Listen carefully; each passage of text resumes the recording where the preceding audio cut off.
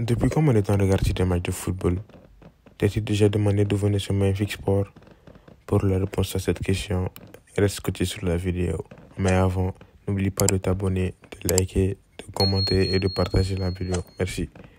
Le football est aujourd'hui incontestablement le sport le plus populaire au monde. Aux États-Unis, lors du match de la deuxième journée de Coupe du Monde qui opposait l'Angleterre aux États-Unis d'Amérique, nous avons eu à faire face au match le plus suivi de l'histoire du football sur le territoire américain.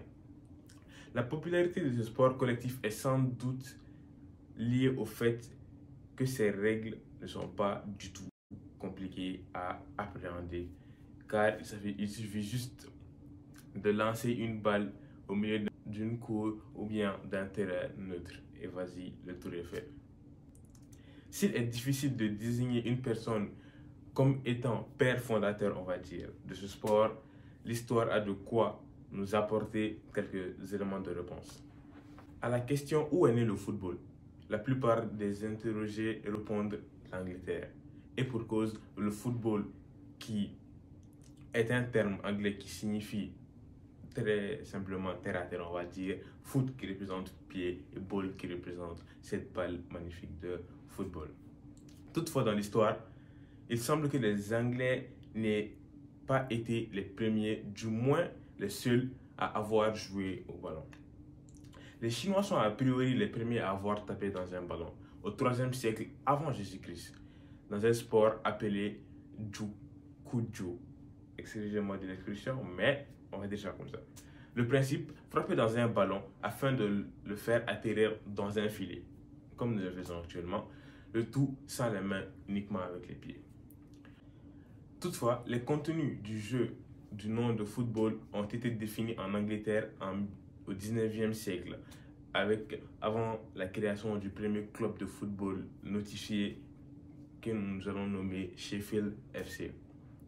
L'année 1963 marque ainsi un tournant de l'histoire du football. Cette année-là a été créée la Football Association, créée par plusieurs anciens élèves de collège. Car notons que le football que nous connaissons aujourd'hui est apparu au milieu du 19e siècle dans les collèges britanniques, tout d'abord. Mais d'après Mary Miller, une professeure d'histoire des arts à l'université de Yale, l'idée même d'une équipe sportive a été inventée en Mésoamérique.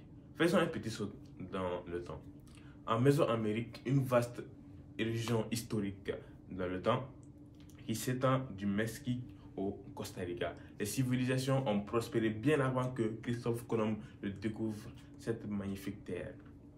Et nombre d'entre elles pratiquaient déjà un sport impliquant une grosse boule faite avec une substance dérivée de résine d'arbre. On ne sait pas exactement où le jeu a été inventé, mais il y avait une place de choix dans leur culture méso-américaine, notamment chez les Teotihuacanos, les Aztèques et les Mayas, il y a environ 3000 ans. Créée le 21 mai 1904, la Fédération internationale de Football Association, ou encore la FIFA, a elle-même vu le jour grâce à un journaliste et arbitre, Robert Guérin. Elle est alors l'une des premières institutions internationales à voir le jour et présidera toutefois sur le plan international le sport appelé football.